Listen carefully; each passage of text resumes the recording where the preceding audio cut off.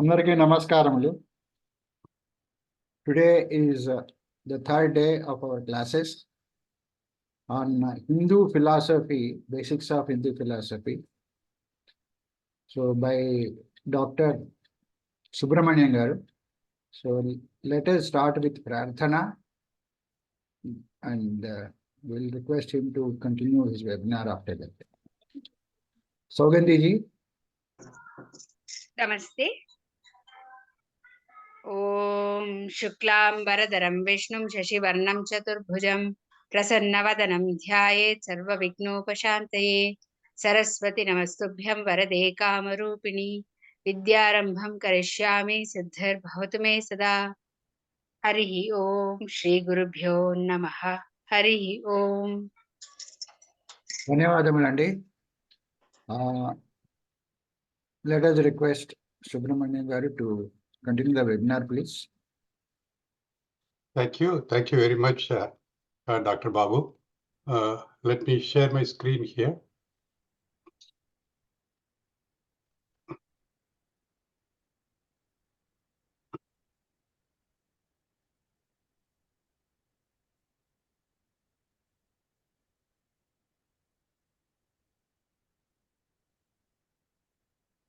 So you should be able to see my screen now. Yes. And good evening to everybody. Good morning. This is the third day, the final session of our three-part presentation on basics of Hindu philosophy or basics of Vedic philosophy, extracted from Bhagavad Gita as the main source, even though, as I said in the very first class, that any number of scriptures can be used as a means for learning these basic principles. Now, before I get started, let me say a few more prayer songs, and then we'll continue our discussions. Om Gajananam Bhuta Ganati Sevitam Kapitta Jambhu Palasara Bhakshitam Umasudam Shoga Vinasha Karanam Namami Vigneswara Padapankajam Om Saraswati Namastubhyam Varade Kamarupini Vidyarambam Karishyami Siddhir Bhavatu Me Sada Pujyaya Raghavendraya Satyadharma Pradayane Bhajatam Kalpavrikshaya Namatam Kamadhenuve Buddhirbhalam Yasodaryam Nirbhayatvam Arogatam Ajatyam Vakpadatvam Cha Hanumat Charanat Bhavet Ramaya Ramabhadraya Ramachandraya Vedase Raghunathaya Nathaya Sitayam Pataye Namaha. Om Sahana Vavatu Sahanau Bhunaktu Saha Viryam Karavavahai Tejasvinavaditamastu Ma Vidvishavahai.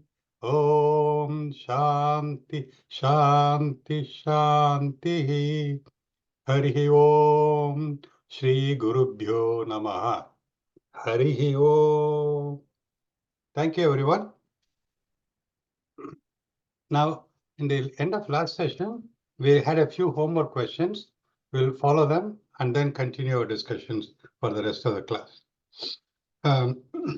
First of all, we asked the question, what are the three connectors? They are knowledge, ignorance, and bias. They lead to tranquility, turbulence, and inertia. So instead of thinking of every experience as a knot or in Telugu it's called mudi, in Tamil it's called chikkal. Instead of thinking every knot or a life is a collection of knots, chikkal, mudi, and so forth, we can resolve them to the knowledge, bias, and ignorance, and the dominance of one over the other two leading to our experience. It may not be precisely tranquility, turbulence, and inertia, but there will be a spectrum because the knowledge, bias, and ignorance are always the place. So we then become a spectrum analyzer of our life using these three wavelengths of knowledge, bias, and ignorance. Now, yoga then is the union with the self. That is an internal dialogue. I know my own knowledge, bias, and ignorance more than anybody else because that's my true nature. I know similar, but what I know as my knowledge, bias, and ignorance will be known precisely to everyone else. if I look at it objectively and if others also look at it objectively. This process of looking at our knowledge, bias, and ignorance within us and around us through internal self-reflection is called yoga. And yoga requires three key requirements. One is objectivity, that is not being connected with any one of the three aspects. It also requires us to be looking at it from a distance or to be unattached. And then the third will be to explore the driving forces behind the knowledge, bias, and ignorance leading to turbulence, inertia, and tranquility. Now, what is Karma Yoga then? Karma Yoga is a disciplined action where I exercise this self-control, reflect upon what I'm doing, arrive at the best knowledge of what is the way to proceed forward, and execute that. Then what is Bhakti Yoga? It is not every time I may be able to come to this analysis and understanding. So I must have some faith that non-attachment is very relevant, objectivity is possible, and all of these are enabled by infinite sources of force of nature, collectively known as Brahman, or theologically known as God. So I have faith in Brahman, I have faith in God, I have faith in force of nature. No matter what faith I have, that faith brings me a certain degree of stability like a deep ocean. With that, I'm able to analyze all the waves on the surface of the ocean, which is the activity that I carry out. Then what is Jnana Yoga? This knowledge of understanding how to engage in activity through Karma Yoga and Bhakti Yoga, through reflection, objectivity, and non-attachment, and focus on the larger driving force is Jnana Yoga. It is a true knowledge. We try to reflect upon that, use that as a basis to engage in action, and to engage in action more effectively, we rely on Bhakti or faith. Then what is Dharma? Dharma can be described in any number of ways, but in a fundamental way, Dharma becomes one of executing our life from beginning to end as best as we can with true respect to Karma Yoga, Bhakti Yoga, and Jnana Yoga. We already gone through Brahman. It is described in any number of ways. In fact, it is said you cannot define Brahman, but you can understand and appreciate Brahman through its effects. It is like the fire. It is like that which enables the fire to burn, that which enables the water to wet, that which enables the wind to move, that which enables the eyes to wink, that which enables our tongue to taste, that which enables our ear to listen, and so on and so forth. So if you keep on rejecting one after the other, for example, I'm able to see with my eyes because optics. Then what is optics? You know, certain principles of optics. Where do those principles of optics come from? If you keep on looking at it, ultimately we come to say it is the way it is, or it is a force of nature, or it is Brahman. So Brahman is defined as that which you arrive at the end of a constant seeking of not this, not this, not this, and ultimately to a state of understanding where everything is Brahman. So are you an enabler or enabled or both? This is where most of us struggle, because I am an enabled is very easy to see, but I'm an enabler is a little difficult to see. But in fact, the question that was asked in the last class was, is life to be considered as enabler or enabled? If you look at only the cognitive or physical aspect of life, what is called the material world, that is enabled. On the other hand, what enables that will be called the enabler. For example, when you're standing in front of a mirror, you look at the reflection. Yes, the reflection is who I am, but is the reflection the real, or reflection is enabled by me, the person standing in front of the mirror? Similarly, the life has two components to it. One is the enabled, the physical aspect of who we are from birth to end of life, and how it's all made possible at every moment throughout our life through the collection of infinite force of nature, known and unknown to us, which we identify as Brahman. So we are both enabler and enabled. So now let us continue our discussion to wrap up the two areas that we discussed in the first and second chapter, second sessions. Here we bring everything together. In fact, my journey on understanding this subject started 50 years ago when I was a graduate student at MIT. I used to organize the lecture room for Swami Chinmayananda for the local group. Chinmaya Mission was started a little bit later than that. And I used to listen to his talk. In fact, I was privileged and had the opportunity to listen to the talk by Swami Chinmayananda for about 3 years. But no matter which class you go to, he had a big poster behind him, and he'll say, through body, we perceive objects, with mind, we feel emotions, with intellect, we think of thoughts. Through all of these things, we collect vasanas. And then Swamiji used to thunder by saying, when vasanas are exhausted, you become in connection with Om or consciousness or Brahman. Now, as a physicist, as an engineer, as a technologist, as a scientist, I could understand how the experiences come about, but I could not understand how the experiences can be removed or how can it be exhausted. After all, I'm living in this world. So this confusion left me, and I continued to study for the past so many years. And now I have a little better understanding, and I hope I can share that with you. If you think of a rope, it is straight. To have a sort of a mind experiment where take a rope and you run your finger along it, there's no interruption. Everything is smooth and just goes through straight. So on one end of the rope is all our activities, and the other end of the rope is all the enabler. So if you're pulling on the rope, so on the body and mind and intellect are all being pulled and enabled by the force of nature on the other end. There's no discontinuity. But supposing I put a knot in the rope, now I run the finger along it. As soon as I come to the knot, there is a little bump. So I understand the bump as my experience. Supposing I untangle the knot so that the knot is no longer there. Then I run the finger along the rope. Then there is no bump, and I simply see the connection between the reflected or the enabled and the enabler. This is what Swami Chinmayananda was trying to say by exhausting the vasanas, by removing all the knots. And how do you remove all the knots? Through your knowledge, bias, and ignorance, and its interplay and understanding that. Once you have understood that, then you are operating in a universe or in a world where you clearly see the connection between the enabler and the enabled. Now, this is what we have been talking about in the last two classes. Imagine a coin with two sides. On one side of the coin is our brain connected to our body, mind, and intellect.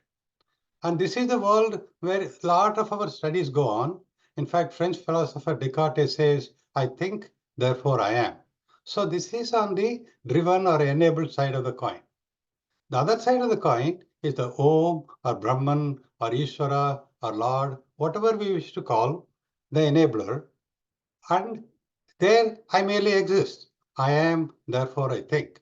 This Ishvara or the Lord or force of nature operates on me before I am born as a fetus, through the body, mind, and intellect from childhood to the end. Then the body perishes, but the force of nature continues to exist. So when you hear in Bhagavad Gita that you cannot be wet by water, you cannot be burned by fire, and so forth, the Bhagavad Gita talks about this enabler or the consciousness. So once you understand that, now the rope or the disconnect between the enabled and the enabler has been removed. And that's what Swami Chinmayananda is repeatedly saying over and over again by saying, eliminate the vasanas by understanding through yoga, the knowledge, bias, and ignorance, and the influence of that to tranquility, turbulence, and inertia. So you live in the world of the experiences, but understand where the experiences come from. But at the same time, the mind begins to also see the enabler or the driving forces that enable who we are. That driving forces, we can see why I am 5 feet 6 inches tall, why my body operates in a certain way, why my mind operates in a certain way, why my emotions are operating in a certain way. I can see it only up to some point. Beyond that, I also have to accept there are many things that I cannot understand. And I say, as much as I'm able to understand some of them through my analytical understanding, there are many more I cannot understand. Collectively, all of them are enabled by Om, Brahman, or Ishvara, or God. This is what we have been talking about in a little bit more complicated way. Either you can stay on the simple on the left-hand side image, or if you're interested, this is what you can get into more into details. In fact, when you start reading about Bhagavad Gita and philosophy, Upanishad, and all those things, they go into this right-hand side image in great detail. Those of you who are young students, Don't get overwhelmed. Just like I was overwhelmed when I was 50 years ago, you will become clearer as you go through and study and explore it over a period of time. For those of you who are interested, we can begin to see at the bottom of the world of activities, the same picture that we used in the very first slide in the first class in this 3-day class series. Through thoughts, emotions, and objects, we begin to think, feel, perceptions, and there is a feedback back and forth. To them, we acquire knowledge, bias, and ignorance. Here is a knot that I was talking about.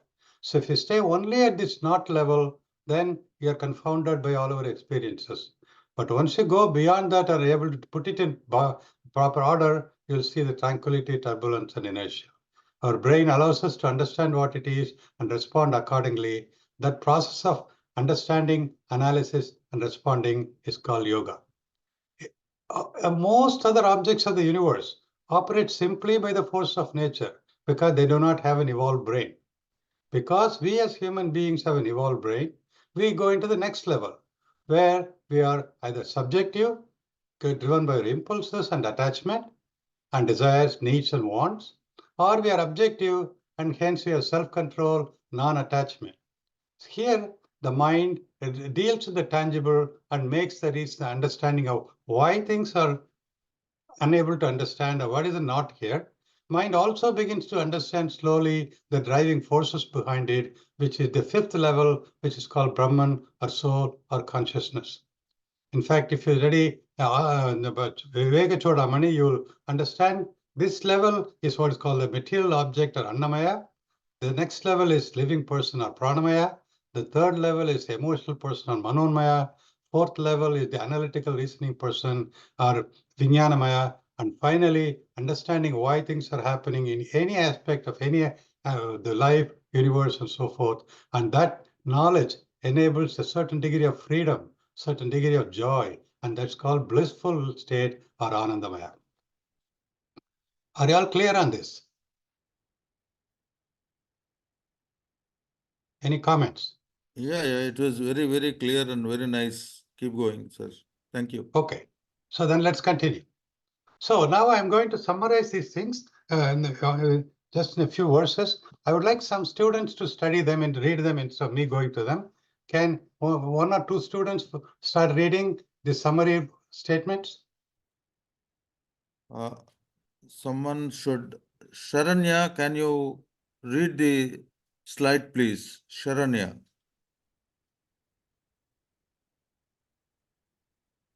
If Sharanya is not there, anyone should volunteer, come up and read. Students. Aditi, can you read?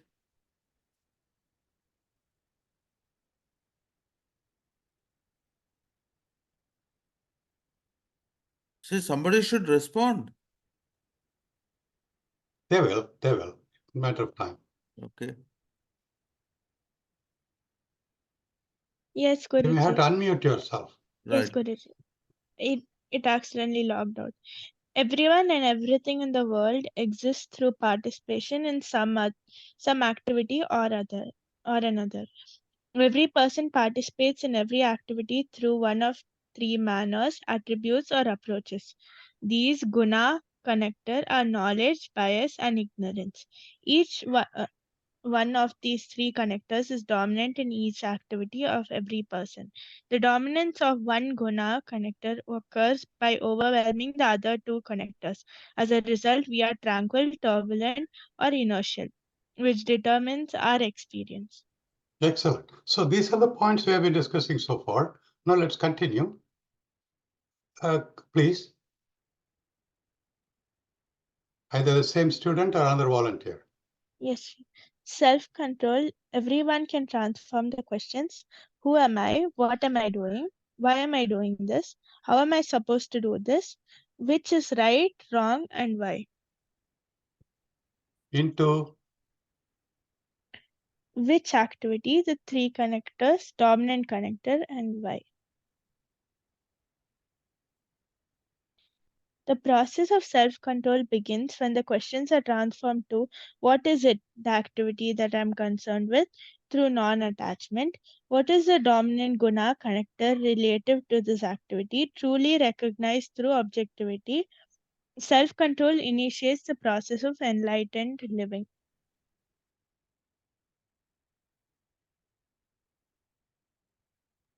Self-control becomes natural, a part of daily life, when the dialogue within is frequent and constant.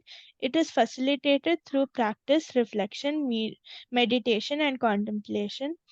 Total self-control aided by developing and maintaining an objective frame of mind that treats all the three connectors in equal merit or value, and through non-attachment, karma phala tyagam, where separation between I the enabler and I the enabled slowly dissolves and merges into one.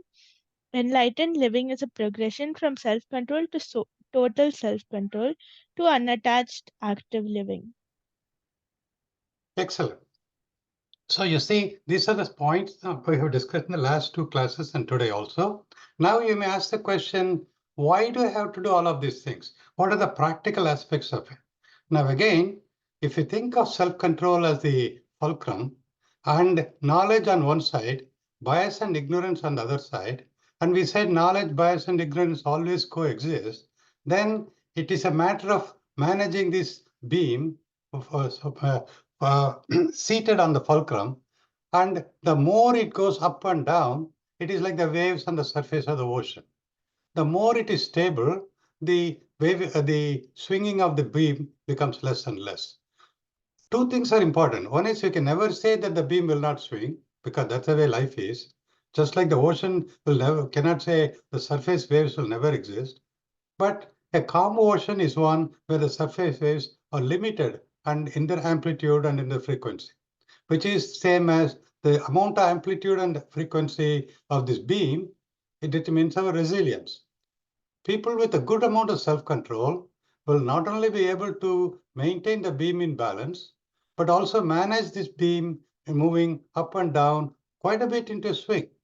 In fact, many of the things that we talk about in many Puranas and Itihasas is where the swing happens quite extremely, and then it is brought back into proper way of doing things. In fact, Yatra Yogeshwara Krishna Yatra Partho Dhanudaraha Tattasri Vijayabhuti Dhruva Matimama is really reflection of how well I'm able to manage this beam over this through using self-control as a fulcrum. Now, what are the benefits of all of these things? I can ask somebody to read, or I can continue to read myself. Are any volunteers there?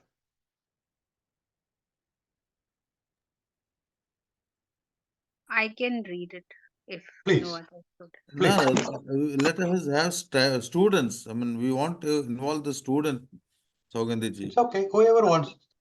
Everybody is a student in this class. Yeah. Okay, that's right. I mean, involvement. No, No. I also want the student to come out, but if nobody is, instead of Dr. Subramanian going ahead, I thought I will do it. That's Please do, Okay, please do. carry on, carry Please on.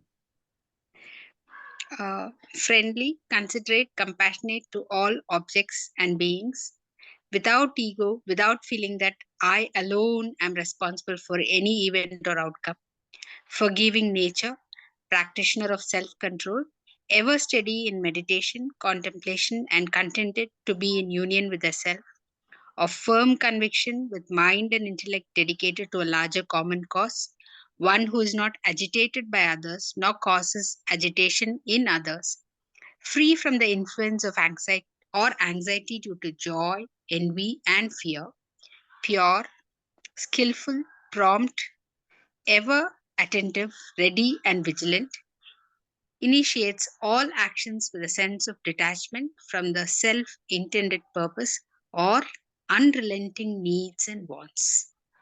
So you see, these are all the qualities that come within us as our resilience increases. And as the resilience increases, thanks to the practice of the Karma Yoga, Bhakti Yoga, and Jnana Yoga as a way of life. Some things are obvious. Some things we have to remind ourselves just to be sure that we understand it better.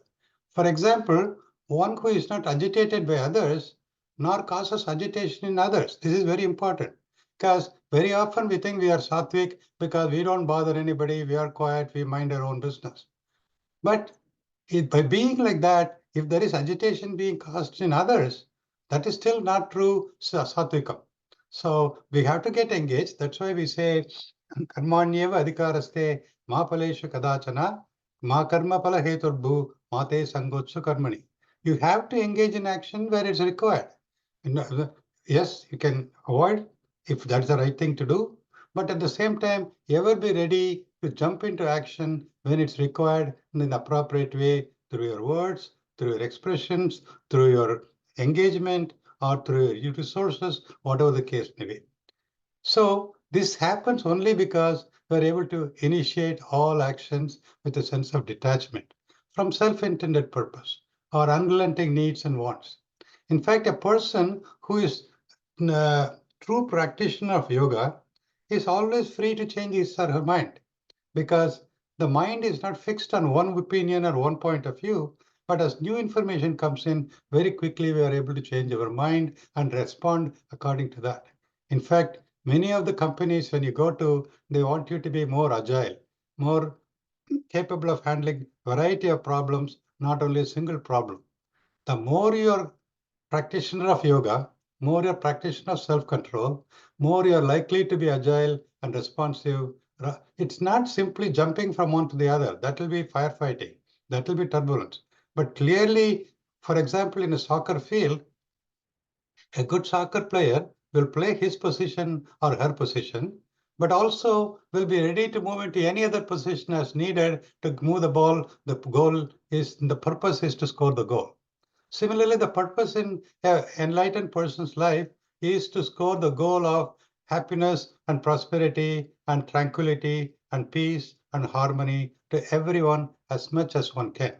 That's what we mean by, I believe that's what we understand by Sarve Jana Sukhino Bhavantu. There are more things. By the way, all these things are written exact translation from chapter 12 of Bhagavad Gita, which is Bhakti Yoga. Somebody else can read now, or some same person can read now?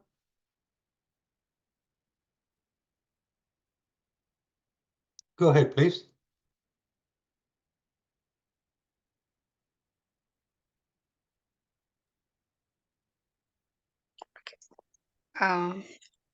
Continuing, Yeah, madam, does not please. rejoice endlessly, does not hate endlessly, neither grieves endlessly, nor desires wants endlessly, renouncing the impact of good, pleasant, and bad or unpleasant, with faith based on understanding of unity with nature. Is even minded, dualities such as happiness, sorrow, friend and foe, honor and dishonor, heat and cold, criticism and praise are held in equal regards. Free from attachment through the understanding that all experiences result from the interplay of the three connectors. Is silent because of calm contemplation, contented in all matters. Is at home anywhere and everywhere, not anchored in any one place or thing solely through emotional attachments. Is of stable mind, firmly rooted in the constant practice of self-control or yoga. Above are listed as qualities of an enlightened person in Bhagavad Gita, Adhyaya 12. So you see, there are many things. See, it's not that one should not be happy, one should not rejoice, but endless rejoicing is a reflection of bias. And similarly, there may be a dislike, because at the end of the day, we are emotional beings. Something is being done and it's not right. And so, but at the same time, hate or like does not become a permanent a nature of some person, because the person looks like it is like being attached to one wave. But how long can you be attached to one wave on the surface of the ocean? The waves keep changing, and we have to change according with that. But the change is not arbitrary and unintentional, but it's very deliberate based on the understanding of the knowledge, bias, and ignorance. So sometimes people have a confusion, because there is a question in Bhagavad Gita somewhere it says that a piece of gold and a piece of clay are treated with equal regard. That doesn't mean that an enlightened person, a person with yogic practices or understanding and practice of Vedic philosophy or Hindu philosophy, will going to throw away 1 kilogram of gold, but is going to put 1 kilogram of clay in his vault. That's not what it means. He knows the value of each and hence uses it as appropriate. The intention is the proper use of each material. And in that regard, whether it's a clay or a gold or equal in treatment. That's why we say we don't kick anything. It's not because we cannot kick a football, but kicking as a way of showing disregard is what should be avoided. So many things are there in our rituals, which are given as examples of do this, don't do this, but it's for simply literally following them. We have to use our knowledge, bias, and ignorance to understand why it is said that way, and thereby understand it and practice it accordingly. Now, let's wrap it up one more time by saying Bhagavad Gita is a conversation between the enabler and the enabled. The enabler is the driving force, the Brahman represented metaphorically through Lord Krishna, the driver of the chariot. And enabled is Arjuna, who receives the answers, internalizes it, and ready to engage it in practice in daily life. And it is the same as the world external to us and any one of us with the light bulb going on in our head, thinking of self-control. Now, if you think about that way, the enabled and enabler in the tabulated like this, we are all material objects. In that sense, we are all part of nature. In the living person, we are also part of nature. An emotional person, we are part of nature. Analytical, objective person, we are also part of nature. Conscious or aware or soul, we are also part of nature. If you look at it from the enabler side, like the water, space, and the sky, nature has no divisions. In fact, whenever we do our puja, we say, Gange cha Yamune chaiva Godavari Saraswati Narmade Sindhu Kaveri Jalesmin Sanidhim Kuru. So if you take a pot of water, and it is said through the experience or life history of Swami Shankaracharya, Adi Shankara, that he took 7 pots of water. And he said, this is from Godavari, Ganga, Yamuna, Saraswati, Godavari, Narmada, Sindhu, and Kaveri. Then he poured all of them into one large pot. Now you tell me, try to find a difference between any one of those rivers. Obviously, one cannot, because the nature is undivided. Similarly, every one of us, as part of nature, are one and the same. All of you listening to the talk, me giving the talk, anyone else facilitating the talk, all of us are parts of nature. So that is what we mean by Sarvam Brahmamaya. That is what we mean by I am nature, Tattvamasi. That's what we mean by I am Brahma, Araham Brahma. And who am I? Okay, if you want to identify yourself different from a material object because you have a consciousness, then that prajnanam is also Brahma, because it's also part of nature. So now we have kind of summarized Bhagavad Gita and Vedic philosophy into a set of principles that we talked about in 8 principles. We also understood why it is important or how it is practically useful in our daily life. And we also put together a summary of Bhagavad Gita as reflection between I as an external to the nature. In fact, ego, people, there's sort of confusion. Ego is not you have to have ego, a driving force to make things happen. That by itself is not what is said when don't have ego. But the ego is when we say, well, I'm only on the left side of this table, saying I'm only a material object, living person, an emotional, analytical, or I'm consciousness. To the extent I think of myself something independent of nature, then ego is evident. But once I am engaged in any one of these 5 levels, but begin to see myself nothing but the part of nature, then the ego slowly but surely disappears. Also, do not struggle with the view that I should not have ego anytime and all the time. Because as a human being, as objects of nature, there'll be some driving force. The goal is not to be totally devoid of ego anytime, all the time.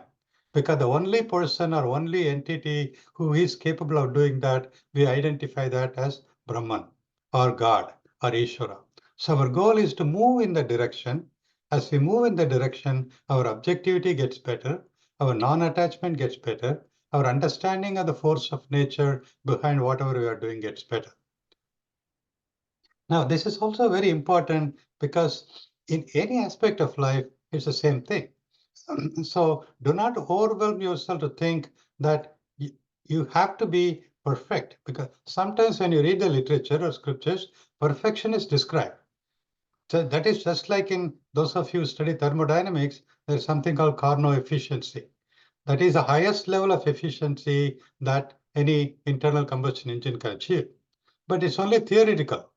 The goal of every scientist and every engineer around the world is to design an engine so that it gets closer and closer to the Carnot efficiency.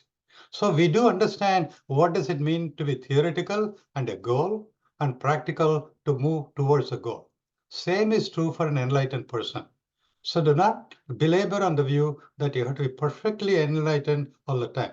Even a moment of reflection, who am I, what am I doing, why am I doing this, and the driving forces behind it, and through objectivity and non-attachment, is more than sufficient. Because that moment then adds one more moment, and slowly it becomes two, like a drop. Every drop adds to the ocean, we begin adding, and ultimately that becomes our way of life. So this is my final picture. Again, this will be a little bit simple for some of you and advanced for some of you. So take it for however much you can observe.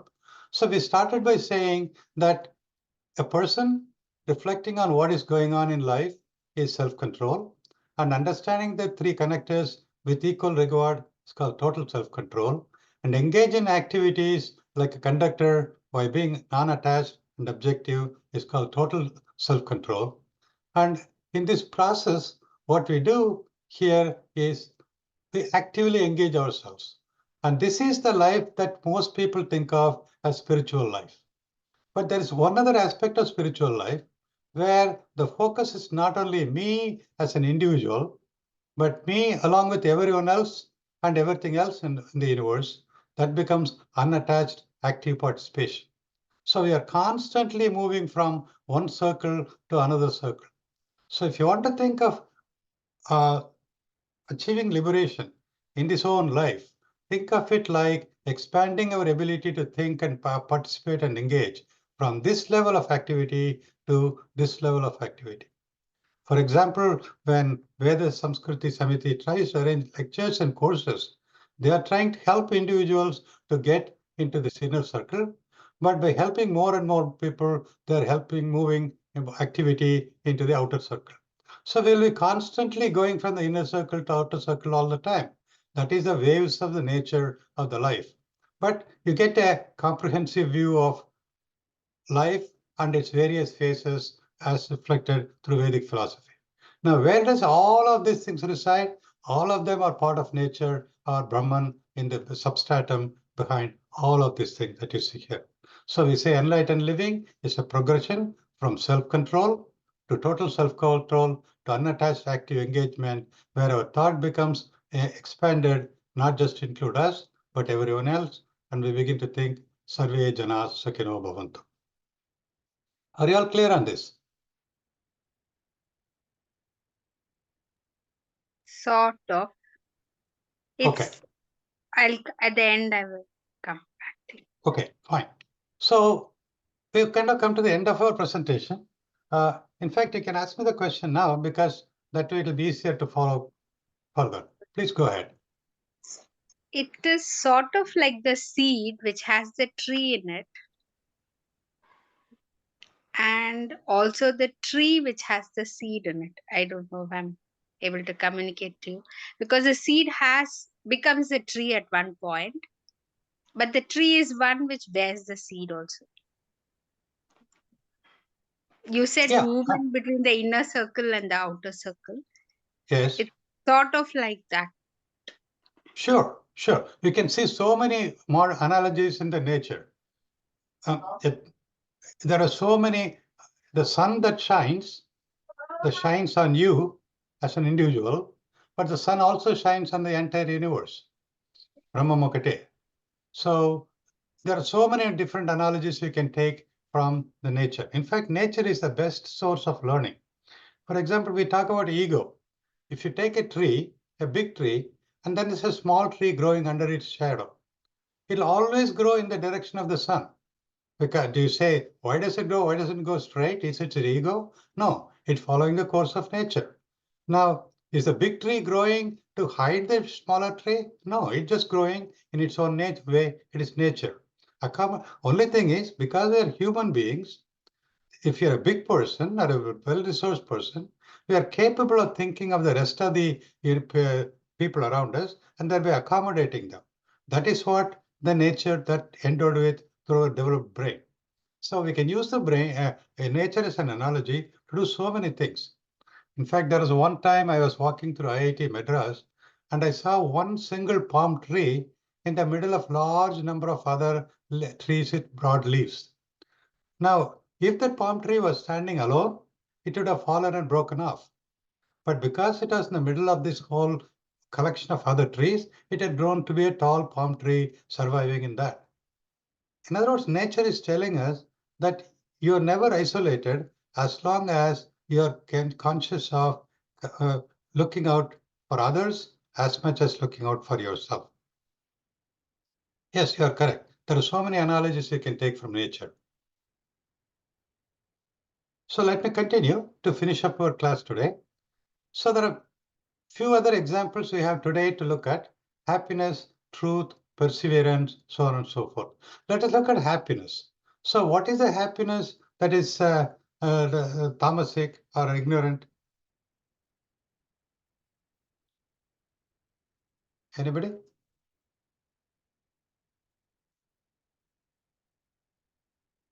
Is there ignorant? Just looking at things and enjoying something which is not good for our health, and still we are happy eating that because we like it, that happiness would be tamasic happiness. What will be rajasic happiness? Something associated with attachment. For example, my son has got a good high amount of mark. He has got 90 marks. My neighbor's son has got 95 marks.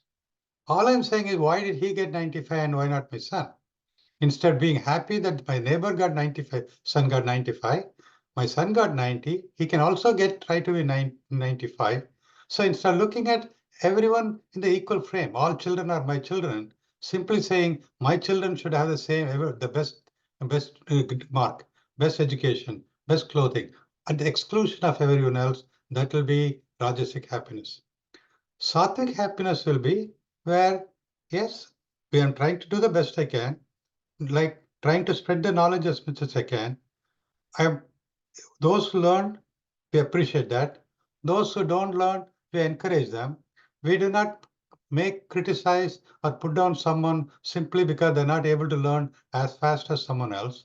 And that process of understanding why things are happening with equal regard to the capability of every person, and that would be sattvic happiness.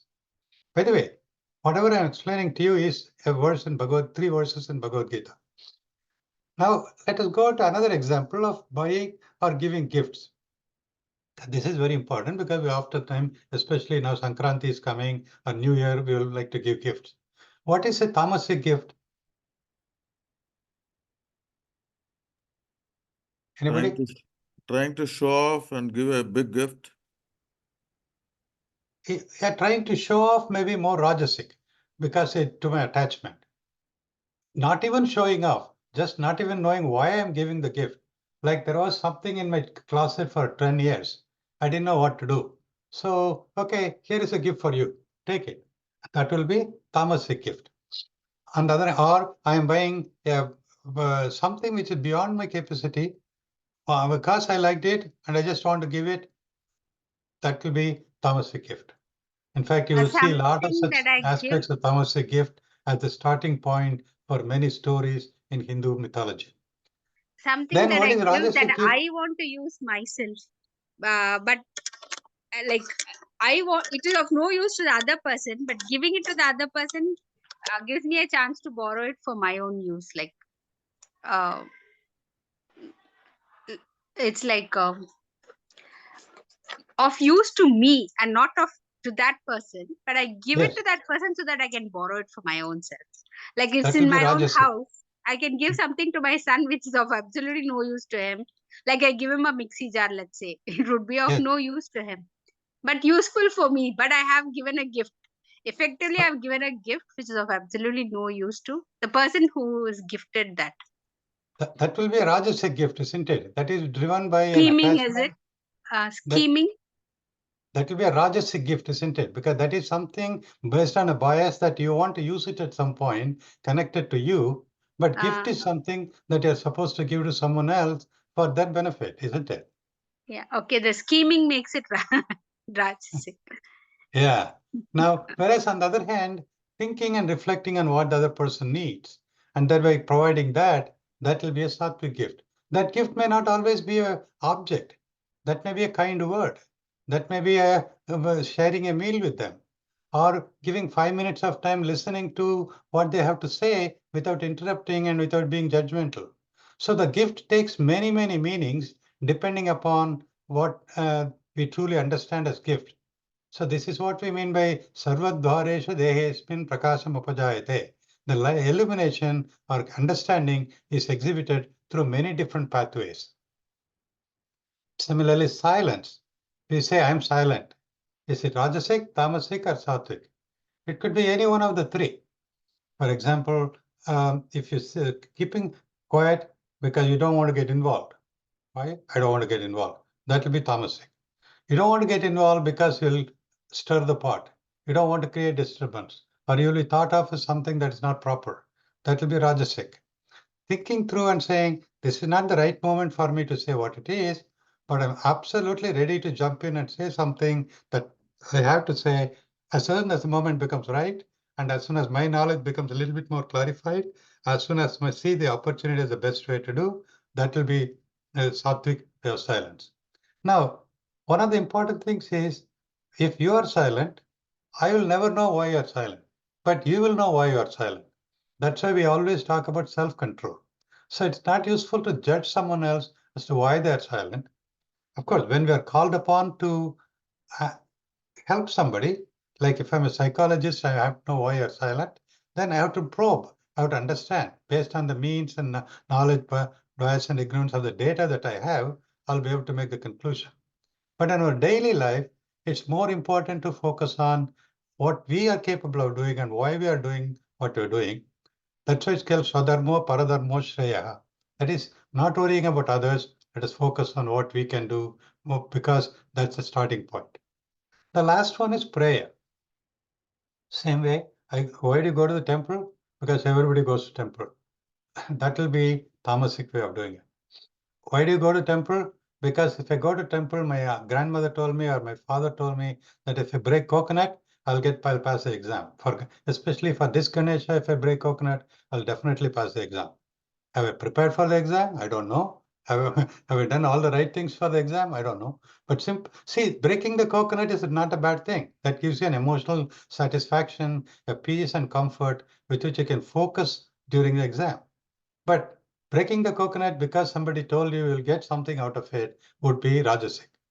On the other hand, praying in front of God, slowly but surely, your mind transforms into asking for everything in the beginning, and slowly and but surely transforming into asking for nothing except for a silent union with the total nature that it exists within me and around me. That would be the true knowledge. That is a starting point for yoga. That's a starting point for self-control. In fact, that is the true knowledge, and practicing that knowledge in a true internal way is prayer. That's why in many prayer, at the end of all the prayer, we will sing this prayer song or chant the mantra from Kathopanishad, which says, Tatra Suryo Bhati na Chandra Tarakam Nema Vidyuto Bhanti Kutoyam Agnihi Tameva Bhanta Anubhati Sarvam Tasya Bhasa Sarvamidam Vibhasi Karpura Niral Deepam Darshami. And then we go on with the rest of the prayer. What does it mean? This knowledge that we are talking about, this knowledge of self-control, this awareness that everything is enabled and we are part of the enabled, and the enabler is Brahman. That knowledge cannot be eliminated by the sun, the moon, the stars, the lightning. Then the poem asks, how my little light that I'm showing to you can illuminate that?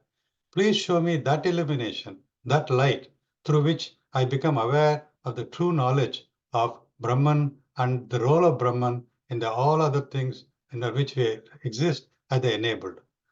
That prayer is what is called Sattvic prayer. And that prayer is the essence of all our Sanatana Dharma in terms of puja, prayer practices. So with that thought and with that prayer, I think we'll come to the end of this presentation. I have a few questions here. I will not go to them. Our routine is the same. That is, you look at the questions, not the answers, and try to follow them as part of your self-study. Thank you very much. Dhanyavada. I'll stop here and I'll turn it over to Dr. Babu. Can you please share the screen of questions? Sure.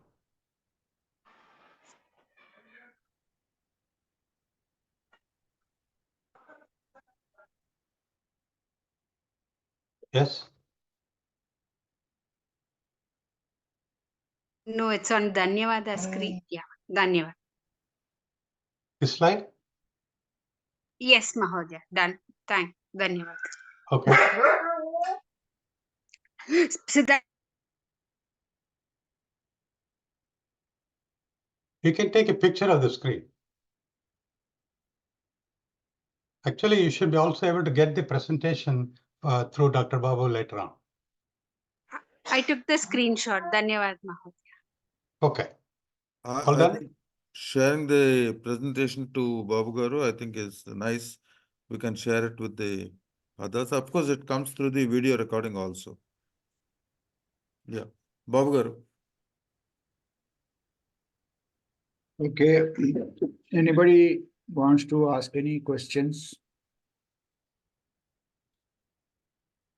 Anybody wants to say? Good evening, Situ- sir. yeah, Sir, I'm not getting the actual meaning of Satvikam. Can you explain the Satvikam once again? What is meant by that? Can you repeat that, please? what She is wants. Satvikam? What is Yes, sir. I'm not getting that Satvikam. Okay. Actually, somebody here, Dr. P.S. Murthy, I believe, has posted on the chat box what is Tamasic, Rajasic, and Sattvic. Okay, sir. Tamasic qualities are laziness, anger, attachment, depression, dependency, Oh, self-doubt, uh, guilt, boredom, irritation, addiction, apathy, confusion, grief, ignorance. Rajasic qualities are anger, anxiety, fear, irritation, worry, restlessness, stress, courage, and chaos. Sattvic qualities are happiness, peace, wellness, freedom, love, compassion, comfort, empathy, friendliness, focus, hard work, self-control, satisfaction, trust, positivity, fulfillment, calmness, bliss, sympathy, gratitude, selflessness. So these are all the different qualities that we exhibit as a result of Tamasam, Rajasam, and Satvikam. the All we have been Satvikam. going through in the last 3 classes is where does it come Yes, from? sir. Is it clear? Yes, sir. Sir, Satvikam, which makes the things ignorance, Pardon me? which make the things ignorance. Which makes things ignorance. Ignorance is not Satvikam. Is it what you're asking? Ignorance is tamasic. Ignorance is tamasic quality. Yeah, But ignorance is not a bliss. The pretending ignorance is not a bliss for anybody, for a knowledgeable person. That is what I feel. Sorry for interruption, sir. Subbu, sir. Please pardon me. I am P.S. Murthy. Yes, sir. No, he just clarified the point, that's all. And then over to you. You can carry on, Subramanian Garu. No, it thank is you, fine. sir.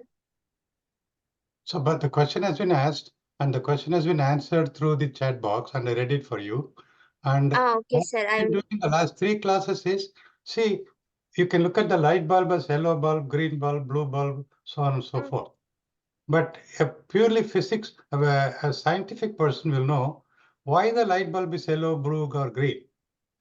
Because of electricity and because of the shade of color within the bulb that is painted with and so forth. And similarly, these are the qualities that you can see in all of us, like the light bulbs illuminated with different colors, different shapes, and so forth. What we have been doing in the last 3 classes is why it is that way, understanding the science behind why we are what we are. That's why I like to call conscience as connector science, science of understanding the role of the connectors and how they display in various features in our daily life, which is what we call Bhuta Sangraha. Yes. Thank you, sir. Sure. Dr. Babu? Okay, CC Babu, you. Yeah, I wanted mean, to say? right. I wanted to say a few things. I mean, first of all, the entire presentation was so clear and simple. I think, of course, not from my side. I'm thinking of a student to match what is being said pictorially and verbally and by notes. It is rightly matched one to other by the left hand side and the right hand side, and that actually helped me learn a lot. And the one that you said that when a clay and gold are given, a balanced person feels both have values. With clay, you can make a god of Ganesha and put it over there and put a coin over there, and then you pray. So that becomes a way of looking at it. But other way of looking at it is throw the clay and take the gold piece and go home. So yeah, this example was very nice. That's what I felt. And of course, many other examples that you have given are very, very clear. And I hope the students go through this video recording, whether they have attended the class or not. And truly, all the 3 classes are really very simple in nature for a person to understand in the simplistic sense. And if somebody wants to dwell more into it, it also has a lot of depth in it. So both ways it serves the purpose. Thank you very much, Subramanian garu. Thank you, sir. I genuinely appreciate the support from Dr. Babu and yourself and Aditi and so many others. It has been a joyful experience. My great regard and respect for Veda Samskruti Samiti for doing this such wonderful work, valuable to youth and elders. Hari Om. Okay, Saugandiji, please chant Prarthana.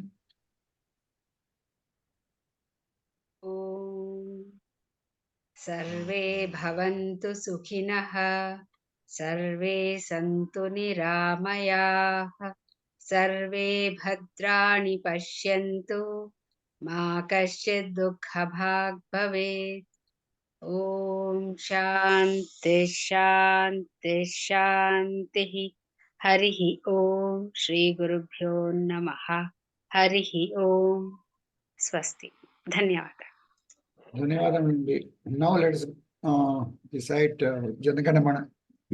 Chala Chittibabu.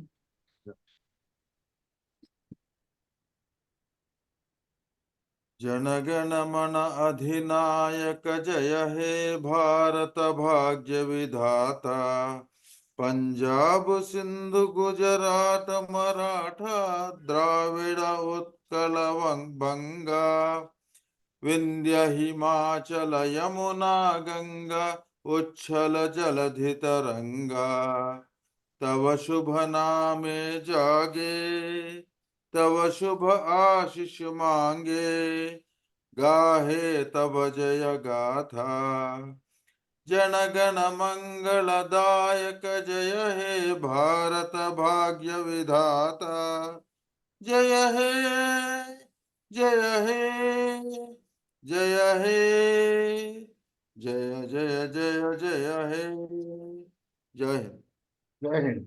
Jai Hind